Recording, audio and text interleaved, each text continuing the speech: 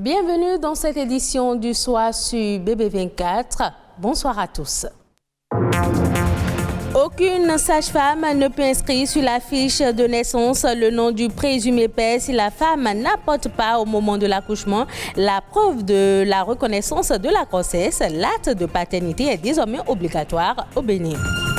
La mer est l'étendue d'eau salée qui occupe la plus grande partie de la surface terrestre. Elle comprend les océans et recouvre 70% de la surface de la planète. C'est aussi une ressource économique incroyable.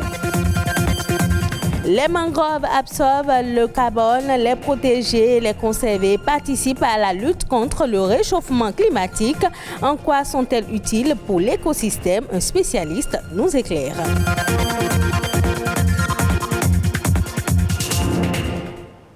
C'est un sujet qui a fait couler beaucoup d'encre et de salive. Au Bénin, il est désormais exigé aux couples, le géniteur notamment, l'attestation de paternité avant la naissance du bébé. Désormais donc, l'obtention de l'acte de naissance d'un bébé est subordonnée à la présentation du certificat de paternité pour les couples non mariés devant la loi. Quel problème vient résoudre une telle réforme? Ne sera-t-il pas sujet à des problèmes de société? Élément de réponse dans ce reportage de Rodrigue Babaguito. Depuis ce 1er avril, cette sage-femme fait usage de nouvelles méthodes pour enregistrer les naissances. Zouleyat doit désormais se servir de nouvelles fiches et les consignes reçues sont très fermes. Les nouvelles fiches ont de numéros de déclaration qui se fait en ligne. Et tant que le monsieur ne reconnaît pas qu'il est l'auteur de la grossesse, nous ne pouvions pas ajouter son nom. Elle ne remplira donc pas la partie concernant le père de l'enfant si la mère n'apporte pas cet acte qui dit qui est le père de l'enfant, l'acte de reconnaissance de paternité, une pièce obligatoire pour les couples non mariés devant la loi. Cette obligation, déjà prise en compte par un code datant de 2015, est aujourd'hui plus clarifiée par une autre loi du 6 janvier 2021 portant dispositions spéciales de simplification et de gestion dématérialisée de l'enregistrement des faits d'état civil. Dans la législation béninoise, cette pratique elle a cours depuis quelques années déjà. On va se référer à la loi portant Code de l'enfant en République du Bénin. Et relativement à cela, il était depuis son avènement remis aux femmes enceintes la fiche de déclaration de paternité. Aujourd'hui, cette donne reste d'actualité, à part le fait qu'il est demandé à l'homme, après avoir rempli la fiche de reconnaissance de paternité, de se rendre dans un état civil pour poursuivre les démarches. Pour le législateur, un tel acte va faciliter l'enregistrement de chaque enfant au registre national des personnes physiques, une mesure approuvée par cette responsable de la mairie de Cotonou. Vous voyez les actes de naissance qui circulent dans les temps anciens, souvent, ils ne sont pas enregistrés dans le registre de l'état civil. Et ce sont les agents indélicats qui le font souvent. Et il y a beaucoup de Béninois, de citoyens béninois qui ne sont pas enregistrés, qui n'ont pas date de naissance. Du coup, avec cette reconnaissance de paternité, l'enfant qui naît a d'office son acte de naissance. Et beaucoup de problèmes, comme je l'ai dit, seront réglés. La prise de l'acte de paternité est subordonnée à la présentation du certificat d'identification personnelle. Ce sociologue voit naître en cette réforme d'autres problèmes de société, surtout pour les populations reculées. Vous savez, il y a des gens, les moyens sont disponibles, on dit venez volontairement déclarer vos naissances, vous n'avez rien à payer, mais malgré ça encore les gens résistent. Donc je fais partie de ceux qui se posent encore un certain nombre de questions. Est-ce que ce nouveau dispositif, ce nouveau document qui est introduit, est-ce que ça ne va pas participer à empirer la situation? Les jours à venir pourront sûrement donner réponse à cette interrogation. Pendant ce temps, le gouvernement poursuit ses réformes dans le secteur de l'état civil et de l'identification en général, en vue d'atteindre l'un de ses objectifs phares, faire du Bénin une plateforme de services numériques dans la sous-région. La mer occupe la plus grande partie de la surface terrestre. La mondialisation des économies repose sur la libre circulation des flux maritimes. C'est par la mer que transitent 90% des marchandises échangées dans le monde. C'est un véritable enjeu de trafic maritime et de navigation. Au-delà du rôle qu'elle joue, la mer est essentielle pour la croissance économique des nations. Le reportage de Daniel Josué Sousa. Son importance pour le développement de l'écosystème n'est pas toujours perceptible. La mer joue un rôle important dans la croissance économique de toute nation. Elle couvre une grande partie de la surface du globe. Notre survie sur Terre en dépend.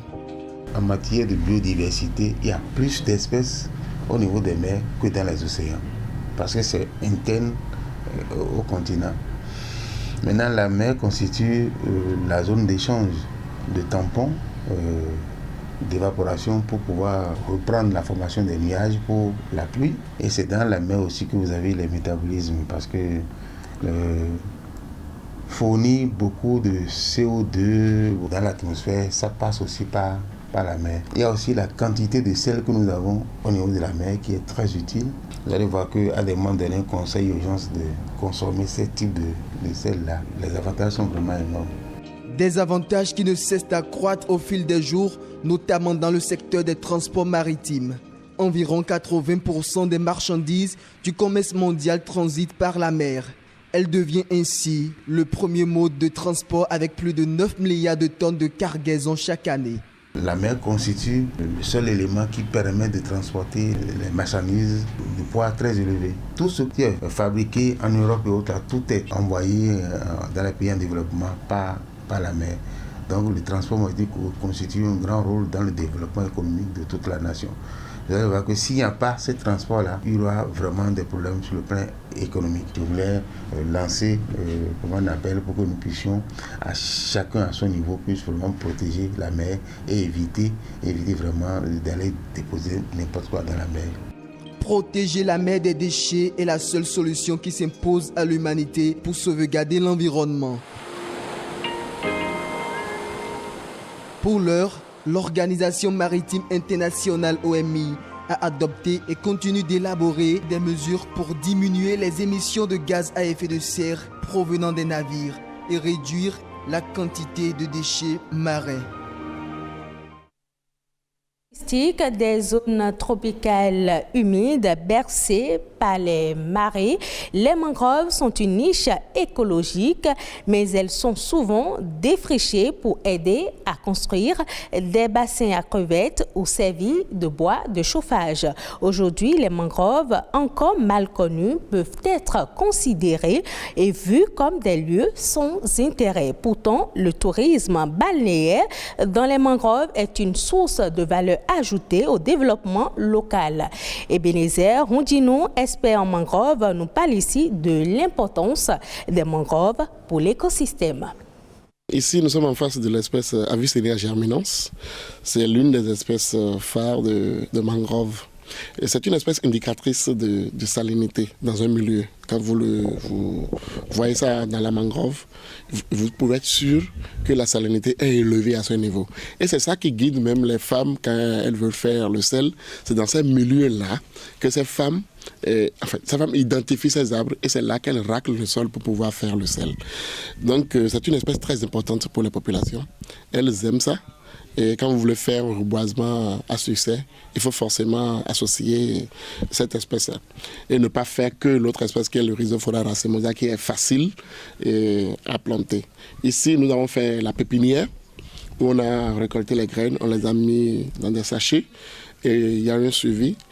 Déjà, nous avons 4 feuilles. Là, ça veut dire que c'est prêt. On peut aller remettre ça, on peut aller faire le reboisement avec. On essaye de recréer l'écosystème qu'il y avait pour que de façon durable nous puissions nous projeter dans le développement. Je crois que c'est dès le bas âge qu'il faut reformater le citoyen de demain qui va comprendre que les zones humides ne constituent pas un dépotoir mais une richesse qu'il faut protéger et préserver. Je crois que les enfants sont les mieux placés pour prendre cet héritage-là.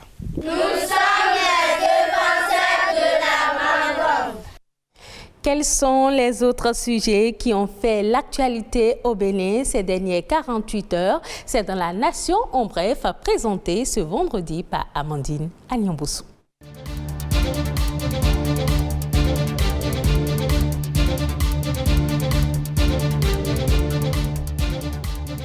Le gouvernement peut désormais ratifier le traité créant l'Agence africaine du médicament. Les députés ont donné leur accord.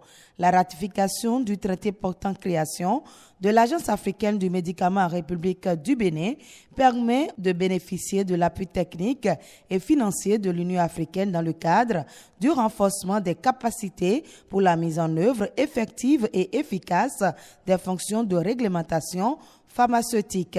Le Bénin accélère ainsi le processus de consolidation de son dispositif de régulation en s'arrimant au contexte continental. En autorisant le gouvernement à ratifier ce traité, les députés l'accompagnent dans son projet de parvenir à une couverture sanitaire universelle et de réussir la lutte contre les produits de santé de qualité inférieure et falsifiés. L'Agence de développement de l'enseignement technique est désormais une réalité au Bénin. Le Conseil des ministres du mercredi dernier a acté la création de cette entité.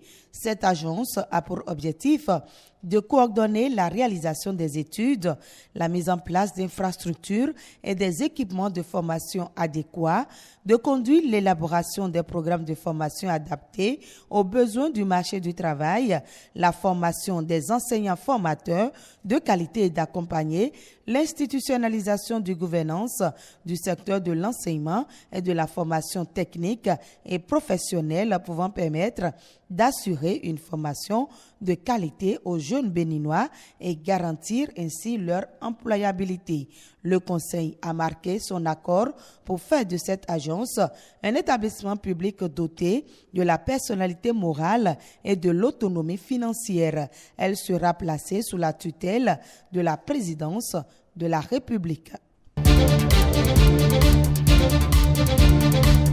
Le Bénin enregistre des progrès en matière de cybersécurité en Afrique.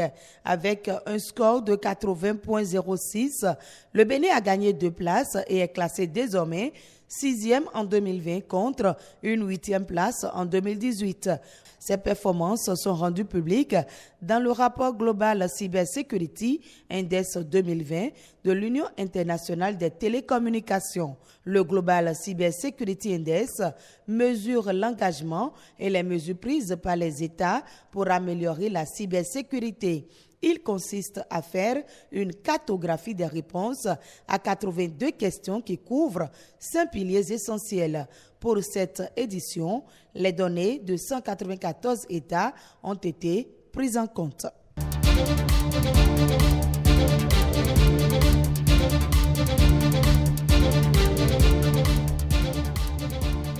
En Tunisie, le gouvernement a pris de nouvelles mesures pour lutter contre une accélération de l'épidémie de Covid-19. En effet, les hôpitaux sont à 90% pleins et le nombre de décès au quotidien reste élevé. Reportage. Devant l'hôpital Ibn Jazar à Kérouan, des volontaires se chargent de transférer les dépouilles vers le cimetière le plus proche. Dans ce centre médical, les services de réanimation arrivent à saturation. Alors les patients sont triés sur le volet, sous les yeux de leurs proches désemparés. Je ne comprends pas pourquoi l'hôpital a retiré ma mère de son lit aux urgences et l'a transférée dans une salle sans lit. Ma mère est dans une situation critique. Ils l'ont laissée sur un fauteuil roulant dans un coin comme un chien. La situation hospitalière à Kérouan est à l'image du reste de la Tunisie. 90% des lits d'hôpitaux sont occupés et depuis une semaine, le nombre de décès quotidiens liés au Covid s'établit en moyenne à 80 par jour. Pour freiner l'épidémie, le gouvernement a avancé le couvre-feu national à 20h à partir du 1er juillet. Tous les rassemblements publics seront interdits. 4 gouvernorats sont confinés depuis une dizaine de jours, des mesures qui devraient être étendues à plusieurs régions. Pour les soignants qui n'arrivent plus à faire face, les autorités doivent vite soulager les hôpitaux.